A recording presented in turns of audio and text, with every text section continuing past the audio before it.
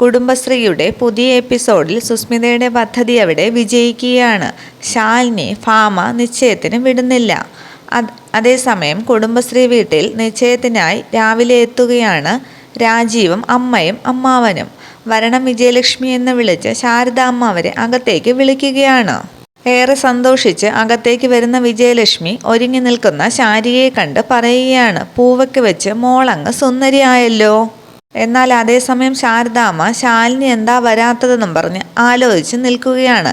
പിന്നീട് ശാലിനിയെ ഫോൺ ചെയ്ത് മോളെ അമ്മയാണെന്ന് പറയുകയാണ് ശാരദാമ്മ. ഉടൻ തന്നെ അടുത്തേക്ക് വന്ന വിജയലക്ഷ്മി ഫോൺ തട്ടിപ്പറിച്ച ശേഷം ഞാൻ സംസാരിച്ചോളാം എന്ന് പറഞ്ഞ് ശാലിനിയോട് സംസാരിക്കുകയാണ്. വിജയ ആൻറ്റിയാണ് എന്ന് പറഞ്ഞ് വിജയലക്ഷ്മി പറഞ്ഞു തുടങ്ങുകയാണ്.